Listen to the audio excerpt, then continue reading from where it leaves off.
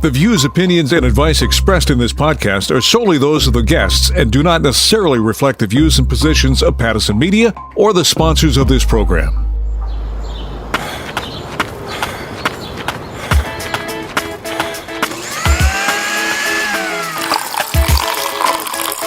Breathe out, 2, 3, 4.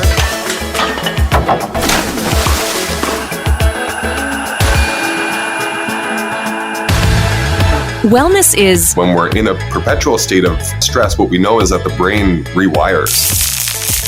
I wanted to get better for myself and for my kids.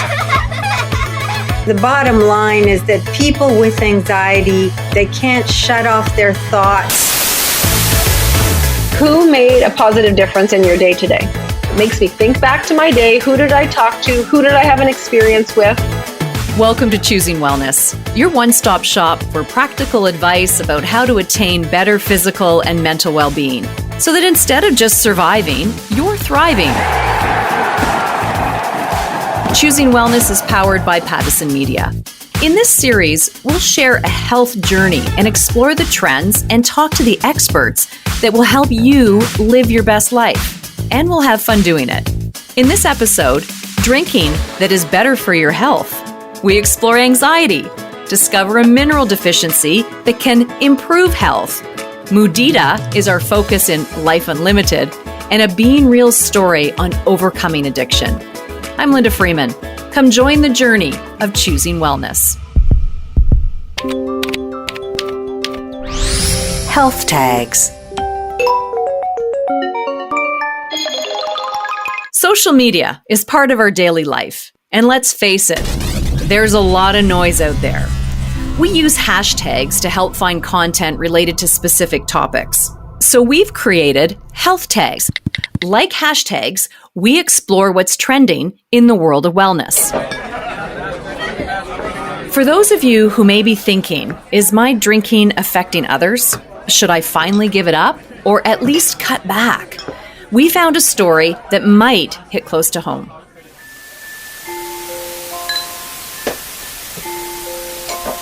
This person that I admired so much during the day would kind of turn into this more lethargic version of herself at night, and I would help pick up the glass of wine, turn off the TV, blow out the candles, make sure she got to bed, put myself to bed, that kind of thing.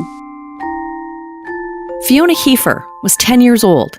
She was taking care of her mom on those hard nights. Now fast forward almost 2 decades, and Fiona, her sister, and her mom started Sensorium, a new kind of drink company. Welcome, Fiona. Thanks for inviting me. It's always a pleasure to talk to new people and to share the story of Sensorium. Well, your story is inspirational. And before we dive into the business story, let's talk about this relationship that your mom had with alcohol. And we're going to start with what your perspective is on not normalizing alcohol and drinking alcohol in our society. So there's this culture around moms and wine. For example, the memes, funny stories, videos. Wine gets better with age. I get better with wine. Okay, guilty. You girls know that's true. We do. Do you see this as society normalizing drinking? Yeah, I mean, I have a very personal relationship with mommy wine culture. And little do people know that this business also was the catalyst to transform my relationship with my mom and my mom's relationship with me. She loved her wine. She was that very hardworking 90s mom, breadwinner that just rewarded herself at the end of the day with a cold bottle of Chardonnay. And I can hear the bottle popping and the glugging into a big glass and the finishing of the glass and the finishing of the bottle. I can hear it all. I can see it all. I can feel it all. And what I noticed as a child was my mom went from this hardworking, busy, let's say stressed out kind of working mom. And I was part of that. I was the part of the cause of that. She had to run me around, pick me up, drop me off, earn enough money to pay for our school fees and our uniforms and our books and everything. And at the end of the day, she would just fall into the couch and kind of drink the night away a little bit, drink the stress away, use alcohol to relax and to disassociate a little bit from the stress of the day. But children are naturally egoic. Children naturally make things about themselves. And so a message that I took from that was, I'm a lot and I'm too much for her, and she needs to drink to escape how hard it is to be my mom. And so this person that I admired so much during the day would kind of turn into this more lethargic version of herself at night.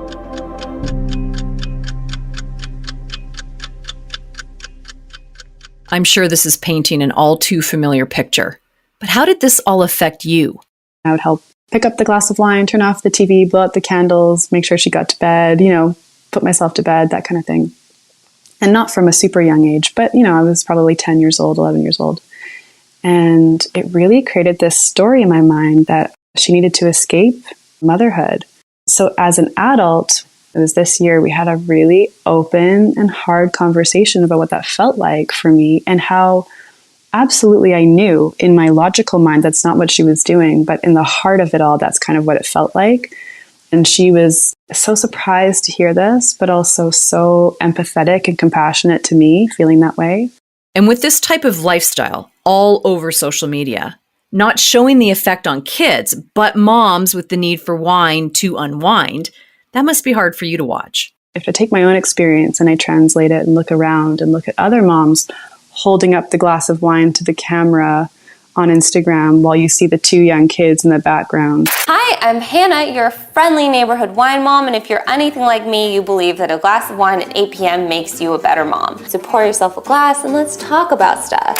I feel like I'm those kids sometimes, I feel like, what is it like to see your mom reaching out to this community online, showing them that I'm drinking, and you see mommy kind of going, mommy needs her wine and mommy needs to relax. What message is that sending to our kids?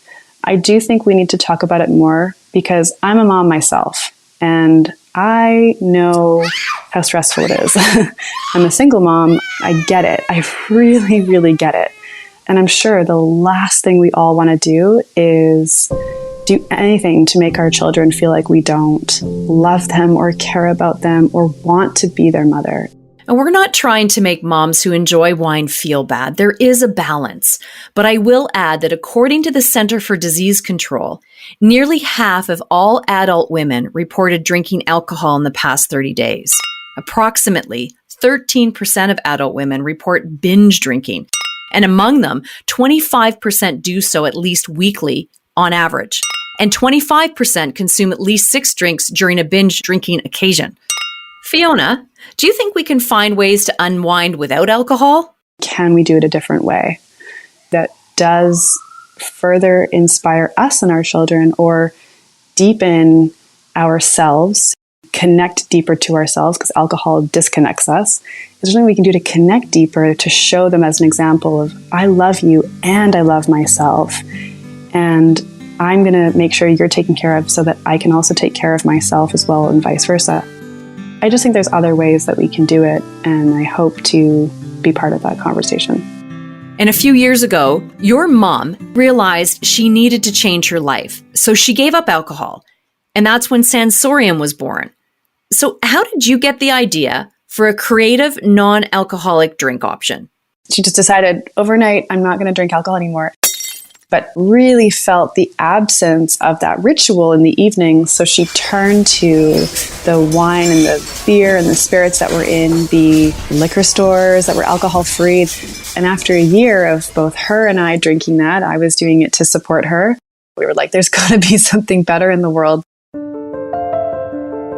And you began the research and then found there was a real void and a huge opportunity here in Canada. We found that other countries were just doing so well in this space and had tons of innovation and tons of brand development.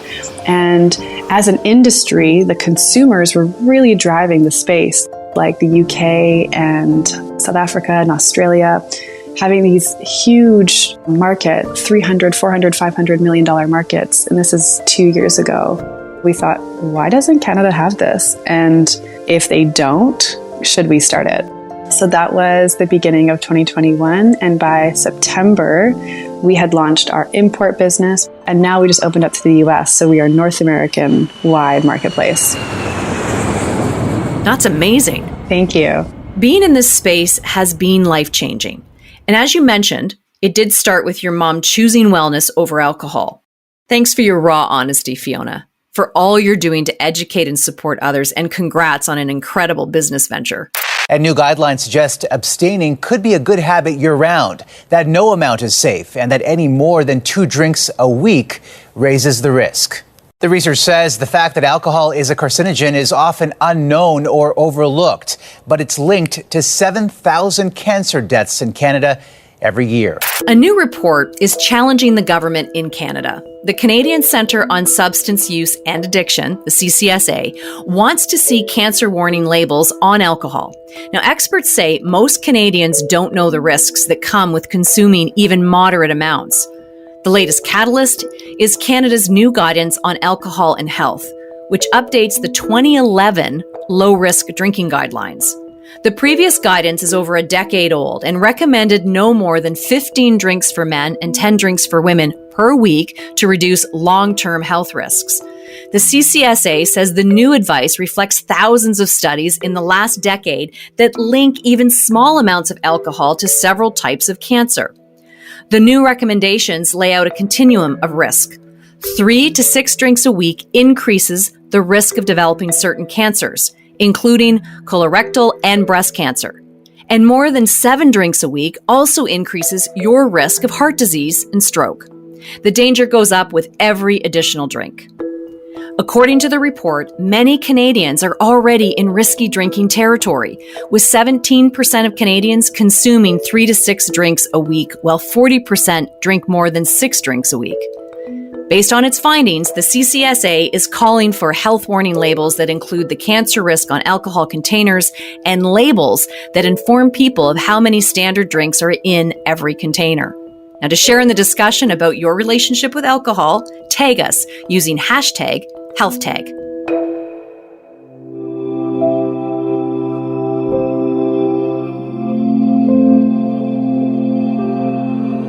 Being real.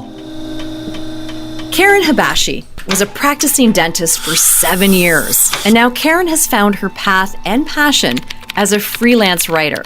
But it was a process she had to go through in order to change her life. This is Karen's story. This is Being Real.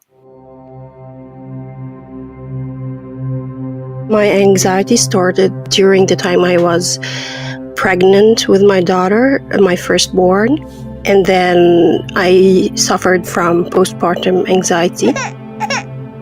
Back then I was living in Egypt, so there wasn't much talk about postpartum depression or anxiety, let alone any talk about mental health for women.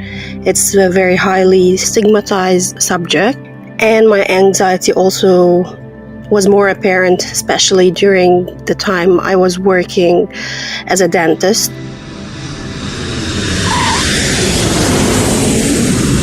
Years passed and I moved to Canada and I have twins, and then I fell into postpartum depression and anxiety again, and the way I was coping with it was by using alcohol.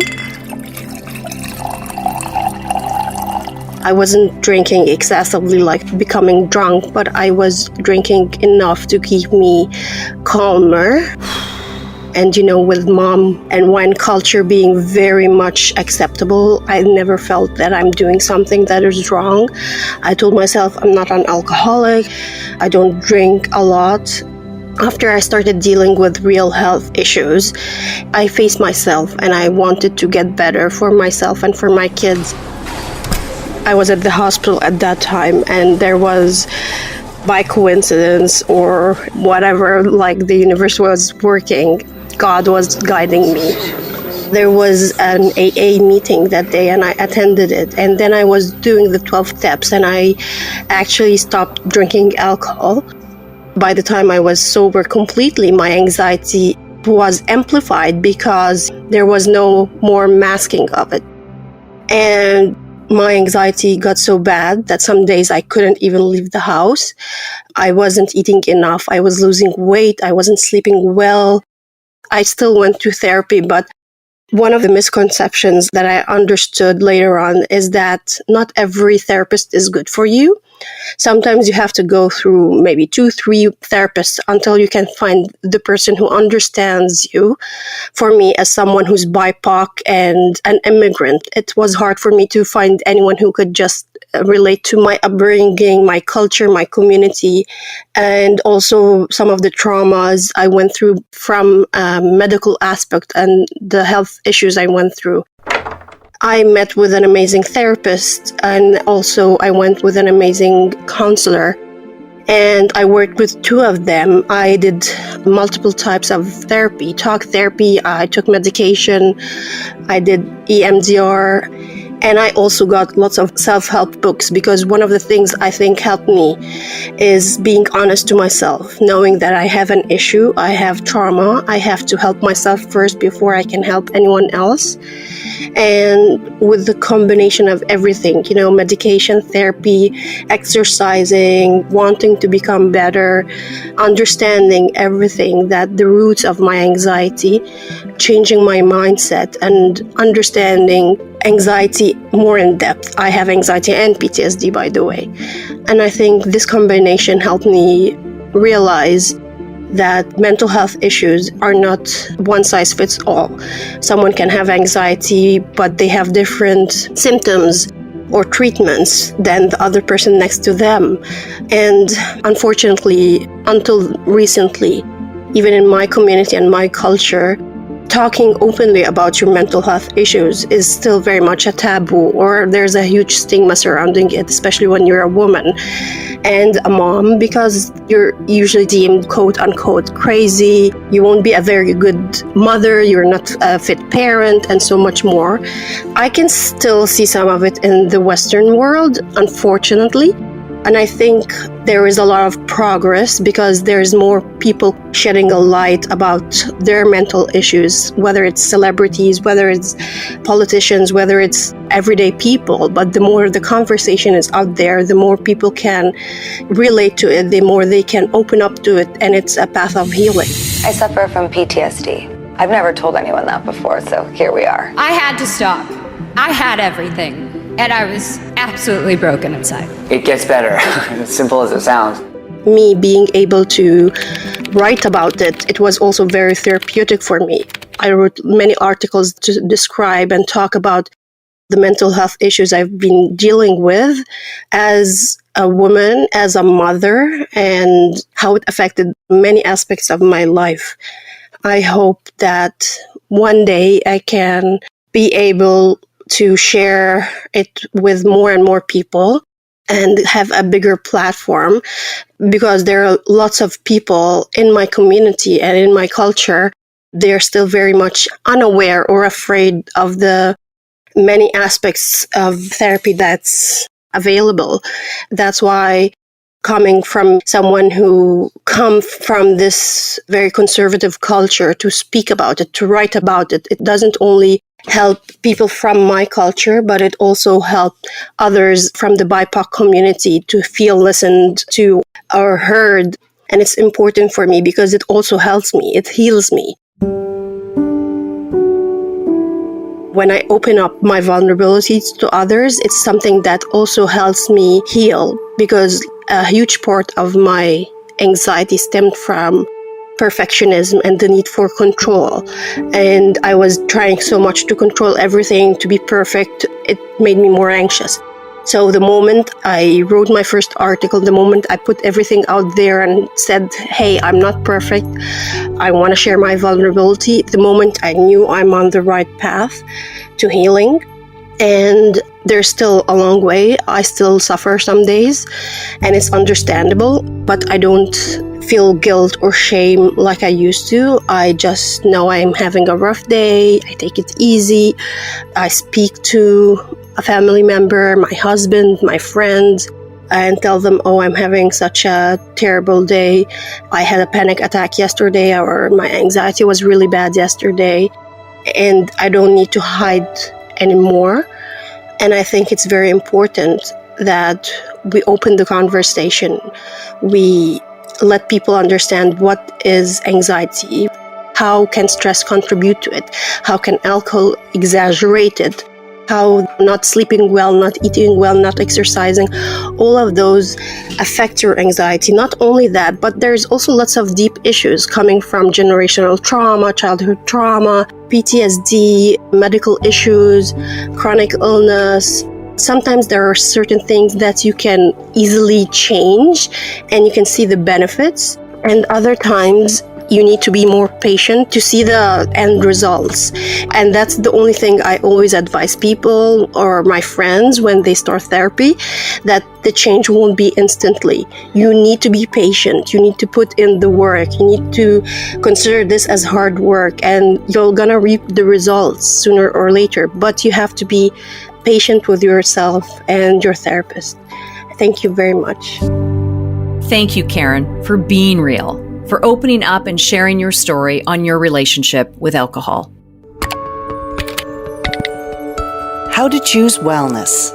It's likely not a surprise to hear, according to the Center for Disease Control, that in 2022, just over 35% of people in America said they were dealing with some level of anxiety. The Centre for Addiction and Mental Health in Canada reported a 19% increase from a year ago, with a total of 25.1% of survey participants reporting feeling moderate to severe anxiety.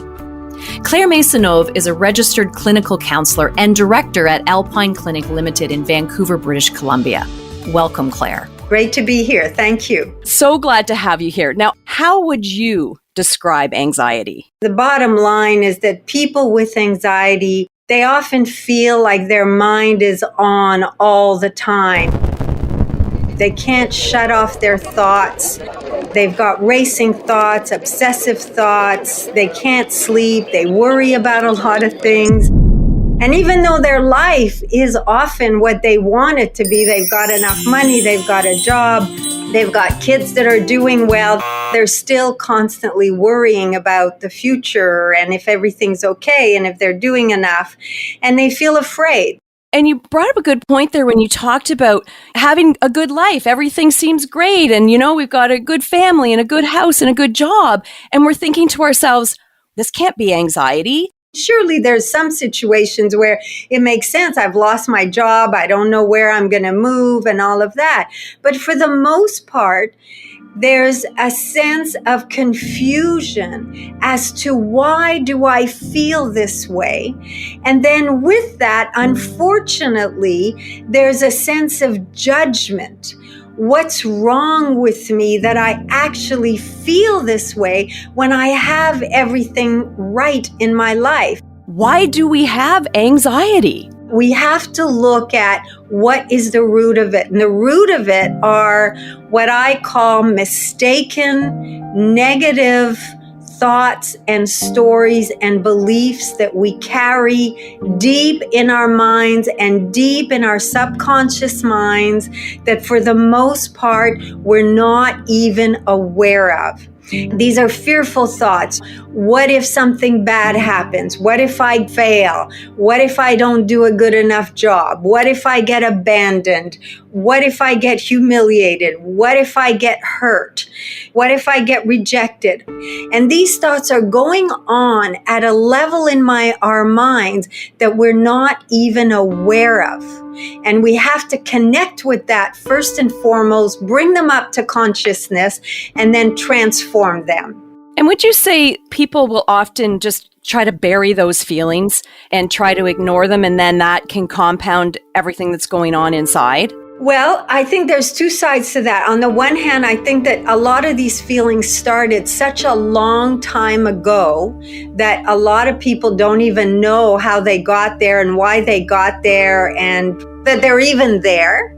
This unawareness that this is even going on in the background of our mind. And then secondly, sometimes these feelings are going to try to come up because they want to be heard and seen and they want to be resolved. And many people don't have the capacity or the resourcefulness to actually deal with that. So they have to work really hard at trying to push these feelings down yet again. So I'm going to drink, I'm going to vape, I'm going to eat too much, I'm going to work too much. I'm going to do what it takes to make sure that I don't feel the shame, the fear, the terror, the guilt, the humiliation that might actually start surfacing those feelings that are connected to those thoughts. And if we're constantly trying to push those emotions down, to set them off to the side and try to forget about them, I mean, that's hard to do. But if that's what we're doing, then how do we actually deal with our anxiety? So that's the thing, is that anxiety is just a symptom of trying to push away those feelings. Anxiety and depression is just a result of you working so hard and spending all that energy to try to put all that stuff underground. So it doesn't matter what kind of anxiety disorder you have, at the end of the day, it's all the same. Different scenarios, but it's all the same. We have to look at what's in our minds, and we have to clean out what's in our minds. I love that. Clean out what's in our minds. I'm going to ask kind of a funny question in the sense of, is there a cure for anxiety, or is this something that we will always live with? Oh, I'm so happy you asked that question. There is absolutely a cure for anxiety and depression. I'm a living example of this.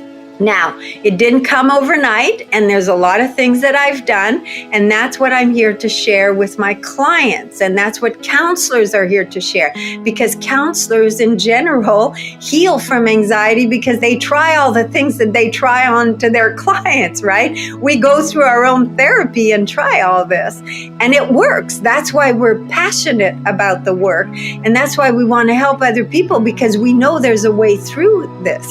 But people are so busy today that they think, I don't have time to take care of my mental health. I got to do this job. I got to earn money. And I'm thinking, is there anything more important in your life to take care of your mental health, given that your capacity to enjoy your life is based on that, given that your capacity to have harmonious relationship is based on that, to be successful is based on that? This is the most important work you'll do. So your anxiety is actually a gift, because it's telling you that what you're doing right now is not working for you. You have to listen. And most people don't want to listen. They see this as a nuisance rather than seeing this as a gift.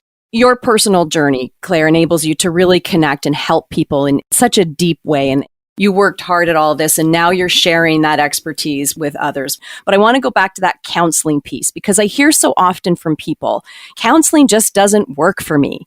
And so do I. Here's my take on it. I think there's 3 parts to finding the right counselor that can help you. One is, there's no doubt you have to have a good match. You have to feel good with the person you're connecting with. You have to have a level of respect for them and a confidence in them, and a confidence that they can handle you and what you're presenting. You have to jive, and there's different strokes for different folks. Counselors have their personalities too. So you have to find a right match, number 1. Number 2, you have to find a therapist that is competent and that has a lot of interventions, strategies, techniques that can help you go below the surface of your conscious awareness. Talk therapy is very important, don't get me wrong, but it ain't gonna get to your subconscious mind. And then finally, I think the third piece is that a lot of times clients come to therapy with unrealistic expectations. You know, they've had panic attacks for 15 years, and I've come to therapy for 2 sessions and nothing's changed. So number 1, there's unrealistic expectations.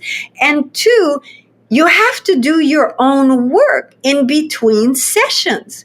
So when I say to clients, how do you feel after the last session? And they say, oh yeah, what did we talk about again? I completely forgot about what that was all about.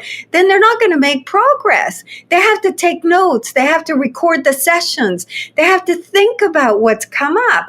So it's a process between you and me that we have to work on this together, because we're therapists. We're not magicians, right? So well put. And I've often compared it to, you've injured yourself and you go to a physiotherapist. You don't just go once or twice. And in between those visits, you're doing all the exercises that physiotherapist gave to you, or you're never going to get better. Same thing. Exactly the same thing. Now, you've been working in this field for like 35 years. So How do you help people? And I know it's hard to generalize, but what are some of the key things that you introduce to people that you can share today? Oh my gosh, that's a whole other hour. The first thing is I get to hear people's story first and foremost, right? Everybody's got to tell their story, and we don't have a blanket approach that we apply to everybody. So first I need to hear your story, and then we make goals. What do you want? What's your goal in coming here? Because maybe you smoke and I think you should stop smoking, but you have no intention of stopping to smoke. So you've got to tell me what you want to get out of this process. And when I hear your story and I hear what your goals are, then we can make a plan. And here's what I think the plan's going to be. Now, I'm always willing to drop my plan if things change. But again, this is important. As a counselor, you have to have a plan. And my plan has a lot of different strategies that I've gathered over the 35 years. So it depends on you and what you're presenting with. Claire, thank you so much for your time today and your insight and your perspective. It was a real pleasure speaking with you, and I'm confident that we will connect again. Yes, I'm really glad we were able to cover all that stuff.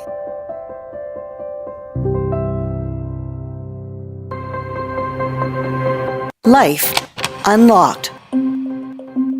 Found in foods like pumpkin seeds and a key mineral for our health, let's unlock why we need magnesium. Magnesium is probably our most deficient mineral. It's absolutely vital for keeping you chilled out and relaxed. Actually, muscles, when they relax, they need magnesium, but calcium is involved in their contraction. So if you lack magnesium, which is in greens particularly, and nuts and seeds, then what happens is you get more muscle cramps or spasms or twitches. So you always need to have a balance of calcium and magnesium. That was health expert Patrick Holford, one of thousands of experts supporting the need for more magnesium. Over a third of adult Canadians aren't getting adequate intakes of magnesium through their diets. And in fact, magnesium is among the 4 nutrients that have the highest inadequate intake among the population, and that's according to the latest Stats Canada numbers. Over time, low magnesium can weaken your bones, give you bad headaches, make you feel nervous, and even hurt your heart. It can also lead to low levels of other important minerals like calcium and potassium in the body. Getting enough magnesium can help prevent or treat chronic diseases, including Alzheimer's, type 2 diabetes, cardiovascular disease, and migraines. And although research is still being done, there has been a link to the potential of magnesium levels playing a role in mood disorders, including depression and anxiety. Magnesium also relaxes the mind. So if you're very stressed out and you can't relax and chill and go to sleep, having some extra magnesium will help. To get more into your diet, eat more green vegetables. Egg yolks, soybeans, brown rice, and cashews. These foods all contain magnesium. Depending on your needs and overall health, your daily dose of magnesium will vary. Too much magnesium can be unpleasant. So check with your doctor before adding supplements to your diet. I'm nice for a living. I'm nice for a living. I'm nice for a living. I'm nice for a living. Life Unlimited with Stephanie Staples. Well, we're back with one of my favorite topics here on Choosing Wellness, and that's Your Life Unlimited with Stephanie Staples. And you're a rewired nurse. I'm going to keep using that because I love it. You're still helping people, but not as an actual nurse within the medical profession. I don't have to wear a uniform. That's right. There you go.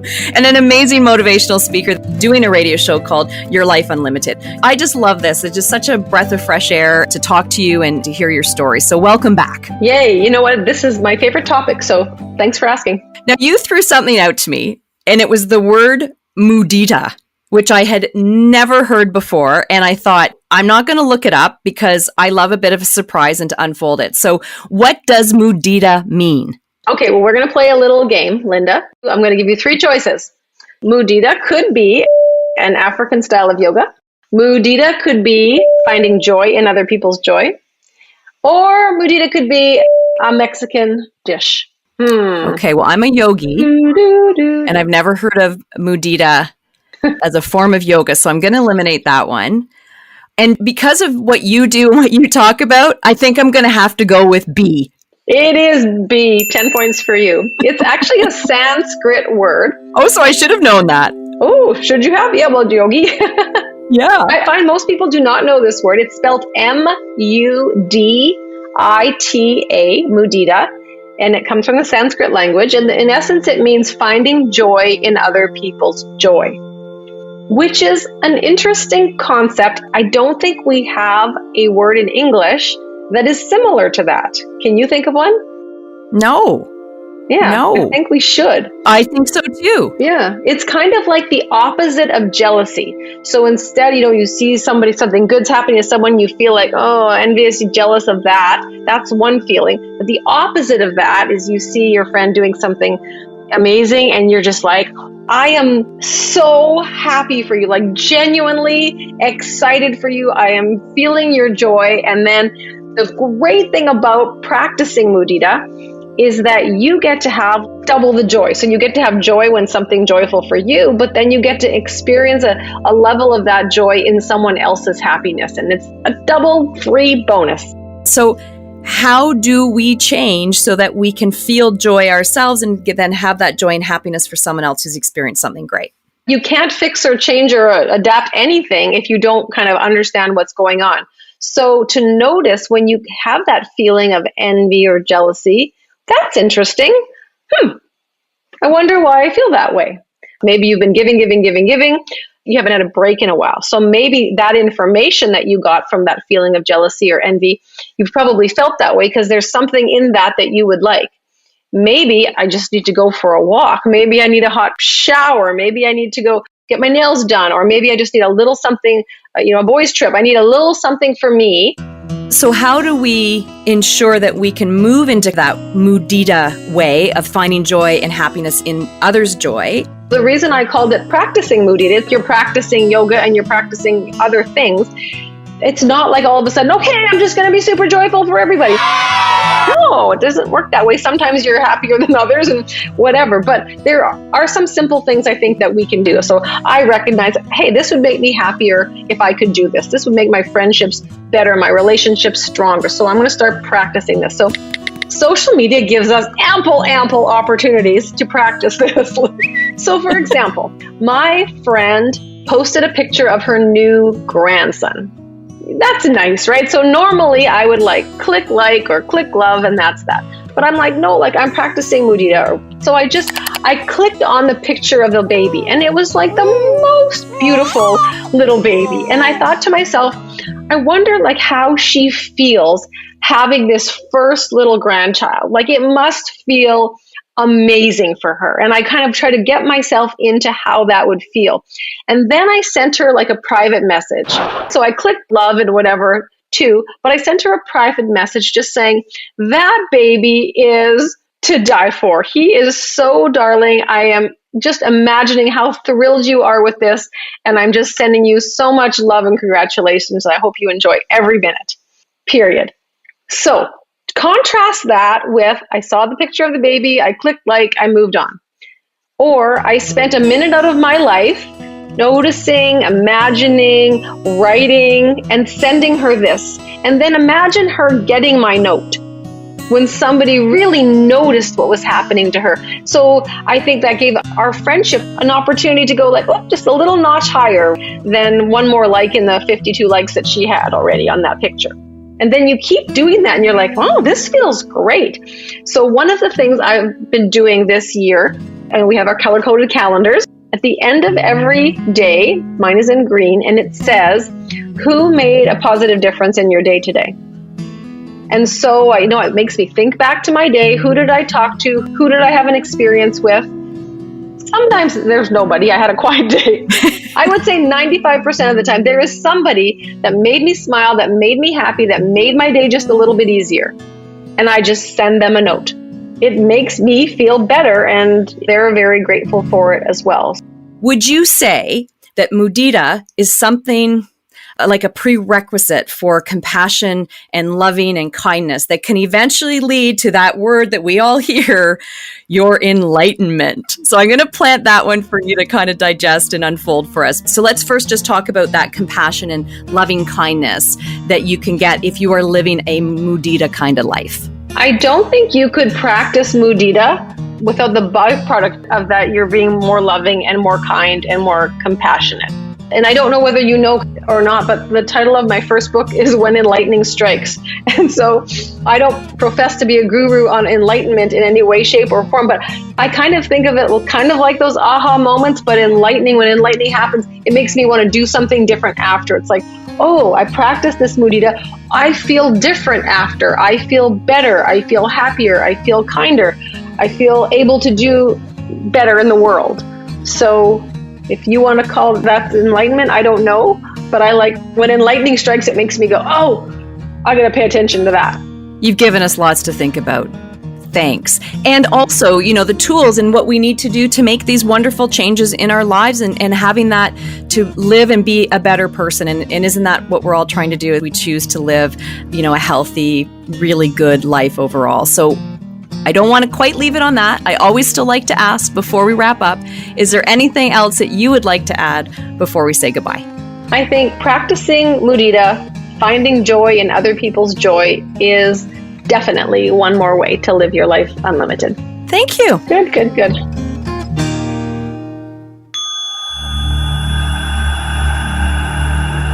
Meditation moment.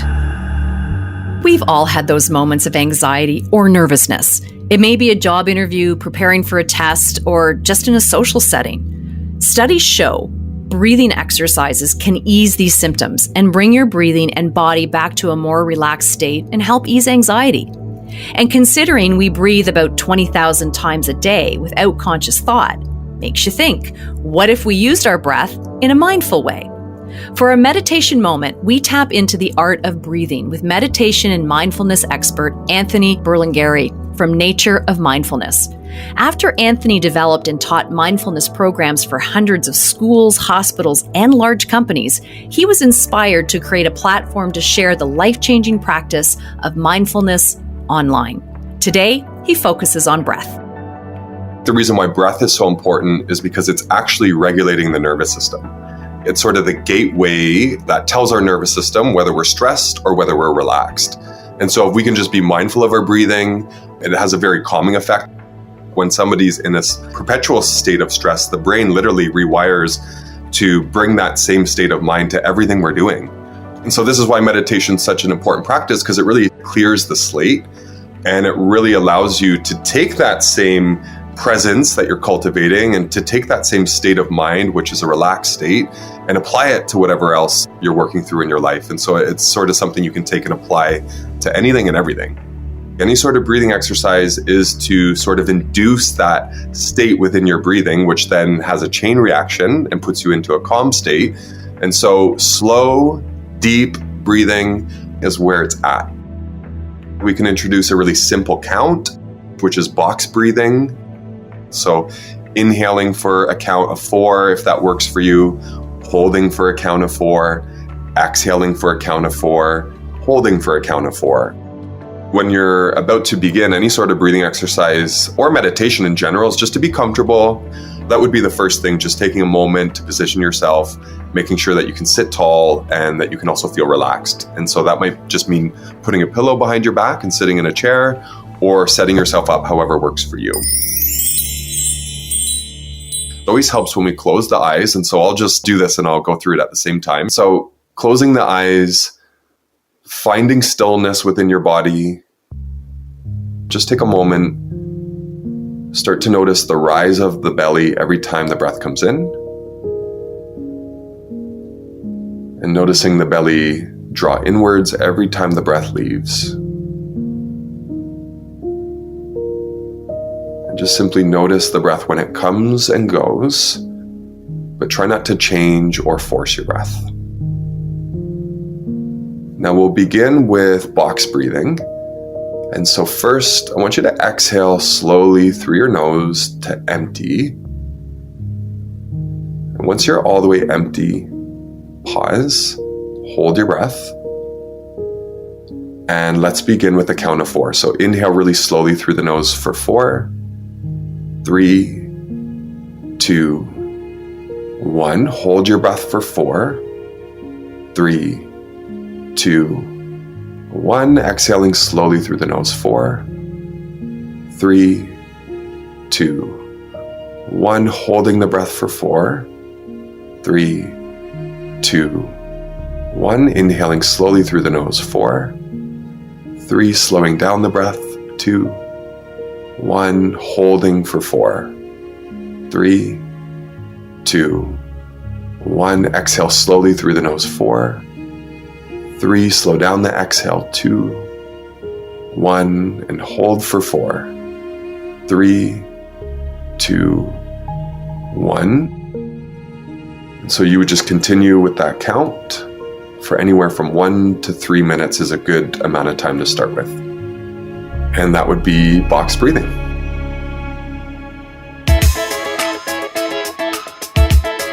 Life is challenging, and choosing wellness in our daily lives may seem like adding to the already long to-do list, but together we can make it easier. On the next Choosing Wellness, we dive into why self-care is not selfish. We chat about new beginnings and a real-life story about hope and what life means with Life Unlimited's Stephanie Staples. I'm Linda Freeman. Let's connect again soon as together we take the journey of choosing wellness.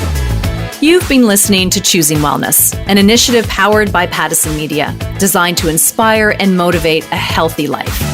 For more information on this program, go to pattisonmedia.com and everythinglifestyle.ca. Another Everything Podcast production. Visit everythingpodcast.com. Subscribe wherever you get your podcast.